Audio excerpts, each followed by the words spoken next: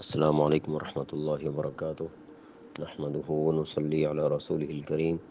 اما بعد فاعوذ بالله من الشيطان الرجيم بسم الله الرحمن الرحيم وقالوا لن تمسنا النار إلا أياما معدودة قل اتخذتم عند الله عهدا فلن يخلف الله عهده أم تقولون على الله ما لا تعلمون صدق الله العظيم. آج قل اتخذتم عند الله عهدا فلن يخلف الله عهده أم تقولون على الله ما لا تعلمون صدق الله العظيم. آج کے کلپ نمبر 58 میں ہم انشاءاللہ سورۃ البقرہ کی آیت نمبر 80 سے ابتدا کریں گے. وقالو اور انہوں نے کہا، لن تمسنا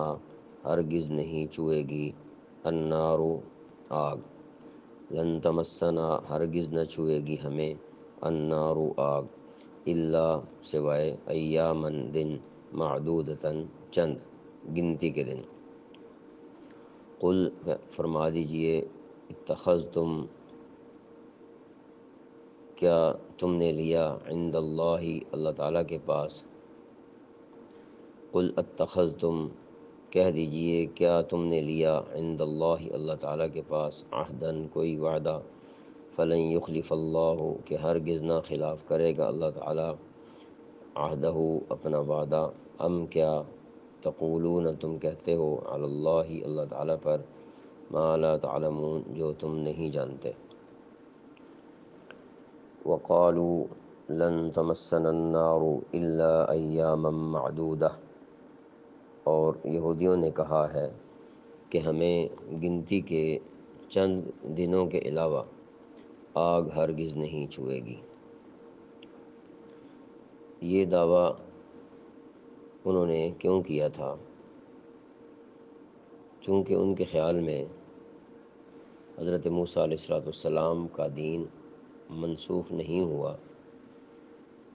لہٰذا وہ مومن ہے. انہی کے دین پر وہ کہتے ہیں کہ ہم چلتے ہیں، اور وہ دین ابدی طور پر چل رہا ہے، لہٰذا وہ اس پر ایمان لانے کی وجہ سے مومن ہی شمار ہوں گے. اس بنا پر یہ دعویٰ کرتے کہ انہیں آگ ہرگز نہیں چھوئے گی. اور حضرت موسیٰ علیہ السلام کے بعد چونکہ حضرت عیسیٰ علیہ السلام کو بھی اللہ تعالیٰ نے نبوت عطا فرمائی، اور پھر حضرت عیسیٰ علیہ السلام کے بعد جناب رسول مقبول صلی اللہ علیہ وآلہ وسلم کو بھی اللہ تعالیٰ نے نبوت عطا فرمائی. انہوں نے حضرت عیسیٰ علیہ السلام اور جناب رسول مقبول صلی اللہ علیہ وسلم پر ایمان نہ لا کر اپنے آپ کو ایمان سے نکال لیا. وہ یہ سمجھتے تھے کہ ان دونوں پر ایمان نہ لانے سے ہم کافر نہیں ہوتے،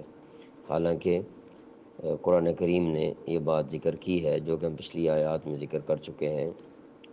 کہ اللہ تعالیٰ نے ان کو حضور علیہ السلام کے ذریعے سے یہ بات اس بات کا حکم دیا، وَآمِنُوا بِمَا أَنزَلْتُ مُصَدِّقًا لِمَا مَعَكُمْ وَلَا تَكُونُوا أَوَّلَ كَافِرٍ بِهِ، کہ تم ایمان لاؤ اس کتاب پر جو میں نے نازل کی ہے، جو تصدیق کرتی ہے اس کتاب کی جو تمہارے پاس ہے، اور کفر میں پہل نہ کرو، یعنی تم اس کتاب کا انکار کرنے میں، نبی علیہ السلام کا انکار کرنے میں پہل نہ کرو. تو وہ لوگ جو ہیں اپنے آپ کو مسلمان ہی خیال کرتے اور کہتے کہ ہم دین موسوی پر ہونے کی وجہ سے مومن ہیں، لہٰذا ہمیں جہنم کی آگ جو ہے وہ نہیں چھوئے گی. اب یہ جو ہے الا ایام معدودہ، کہ سوائے اس کے کہ کچھ دن یا گنتی کے دن. تو یہ ان کے خیال میں اس طرح صورت پیش آ سکتی ہے کہ بقول ان کے دین موسوی پر چلتے ہوئے اگر ان سے کوئی نافرمانی ہو جائے، اور اس نافرمانی کی وجہ سے اگر وقتی طور پر وہ دوزخ میں چلے بھی گئے تو پھر وہاں سے نکال لیے جائیں گے. اب اس دعوے کی تو کوئی حقیقت نہیں بنتی، ایک بنیاد ہی غلط ہے جس کے اوپر وہ ان ساری باتوں کی بنیاد باندھ رہے ہیں. کیونکہ حضرت موسیٰ علیہ السلام کے دین کا ابدی ہونا، ہمیشہ کے لیے ہونا، اس کا دعویٰ تو غلط ہے، درست نہیں ہے. لہٰذا حضور علیہ الصلوۃ والسلام کا اور حضرت عیسیٰ علیہ الصلوۃ والسلام کا انکار کرنا یہ کفر ہی ہے۔ لہٰذا کفار کے لیے دوزخ دائمی ہے، ہمیشہ کی ہے، اس سے نجات پانا کافروں کے لیے وہ کسی آسمانی کتاب میں بھی نہیں ہے۔ قل اتخذتم عند اللہ عہدا فلن یخلف اللہ عہدہ، آپ ان سے کہہ دیجئے کہ کیا تم نے اللہ تعالیٰ کی طرف سے کوئی عہد لے رکھا ہے جس کی بنا پر وہ اپنے عہد کی خلاف ورزی نہیں کر سکتا؟ یعنی یہ جو باتیں تم کر رہے ہو، یہ اپنے طور پر جو سوچ بنائی ہوئی ہے کہ حضرت عیسیٰ علیہ السلام پر بھی ایمان نہیں لائے، حضرت محمد صلی اللہ علیہ وآلہ وسلم پر بھی ایمان نہیں لائے، اور یہ سمجھتے ہو کہ ہم مومن ہیں، تو کیا ان باتوں کے بارے میں تم نے کوئی اللہ تعالیٰ سے وعدہ لیا ہوا ہے کہ تمہیں آگ نہیں چھوئے گی؟ اگر چھوئے گی تو چند دنوں کے لیے؟ تو یہ اس طرح جو سوال کے طور پر بات کی جا رہی ہے، تو مقصود اس کا یہ ہے کہ ہرگز ایسا نہیں ہے، نہ ہی اللہ تعالیٰ نے کوئی ایسا وعدہ تمہیں دیا ہوا ہے۔ اسی لیے آیت کے اگلے حصے میں ارشاد فرمایا ام تقولون علی اللہ ما لا تعلمون، یا تم اللہ تعالیٰ کے ذمے وہ بات لگا رہے ہو جس کا تمہیں کچھ پتہ نہیں، بس ایسے ہی باتیں بنائی ہوئی ہیں اور تم کرتے چلے جا رہے ہو۔ یہاں پر ایک یہ بات ذہن میں رہے کہ سابقہ آسمانی کتابیں برحق ہیں جو اللہ تعالیٰ نے نازل فرمائیں، تورات، زبور، انجیل وغیرہ، لیکن قرآن کریم کے نازل ہونے کے بعد عمل اور ایمان قرآن کریم پر ہوگا، کیونکہ یہ مصدق لما معکم ہے۔ یہ پہلی کتابوں کے اندر جو اصولی باتیں اللہ تعالیٰ نے قائم رکھنا تھیں وہ اس کے اندر قائم ہیں، لہٰذا اس کے آنے کے بعد اب ان کتابوں پر عمل نہیں ہوگا۔ بے شک وہ لوگ ان کو تحریف شدہ مانتے ہیں یا نہیں مانتے، جبکہ ان کے بہت سے لوگ مانتے ہیں، اس کے باوجود بھی اگر تحریف نہ بھی ہوتی جو کہ ہو چکی ہے تو پھر بھی قرآن کریم پر عمل کرنا ضروری تھا۔ اس کی حیثیت یہ ہو سکتی ہے کہ جیسے کسی ملک کا آئین ہوتا ہے، اس میں ترمیم ہو جاتی ہے تو آئین کا بہت سا حصہ جو ہوتا ہے وہ باقی رہتا ہے اور ترمیم شدہ حصہ جو ہے وہ نیا آ جاتا ہے۔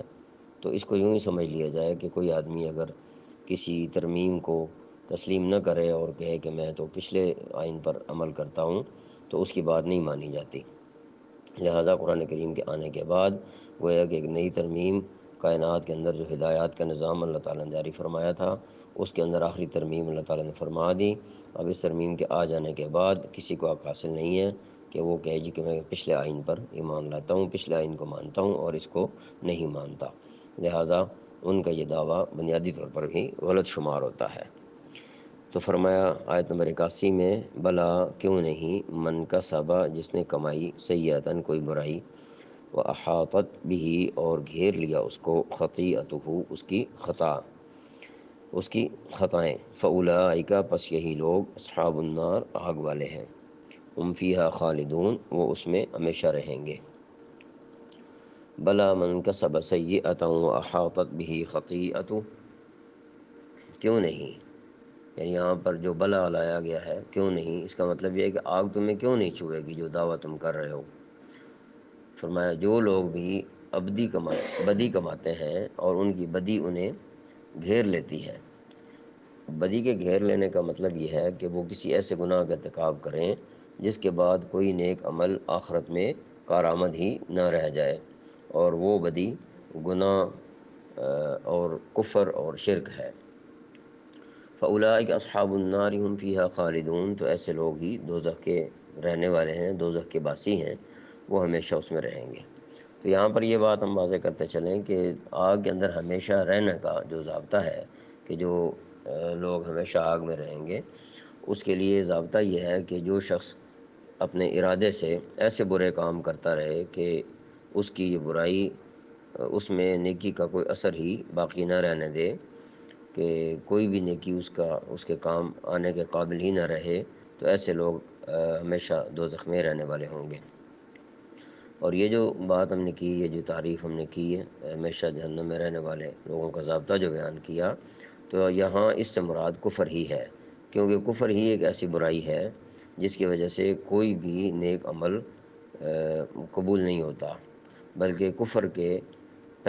کفر سے پہلے اگر کچھ نیک اعمال کیے بھی ہوں تو وہ بھی ضائع ہو جاتے ہیں۔ اسی وجہ سے کفار میں بدی ہی بدی پائی جاتی ہے، جس کی ابدی سزا ابدی جہنم ہوگی۔ چونکہ حضرت موسیٰ علیہ السلام خاتم الانبیاء نہیں ہیں، آپ کے بعد حضرت عیسیٰ علیہ السلام اور حضرت محمد صلی اللہ علیہ وآلہ وسلم بھی نبی ہیں، تو یہود ان کا انکار کر کے کافروں میں شامل ہو گئے، اس لیے اس ضابطے کی روح سے بھی وہ ہمیشہ آگ میں رہیں گے۔ تو یہ ان کا دعویٰ لن تمسنا النار یہ قطعی طور پر غلط ثابت ہوا۔ اللہ تعالیٰ عمل کرنے کی توفیق عطا فرمائے۔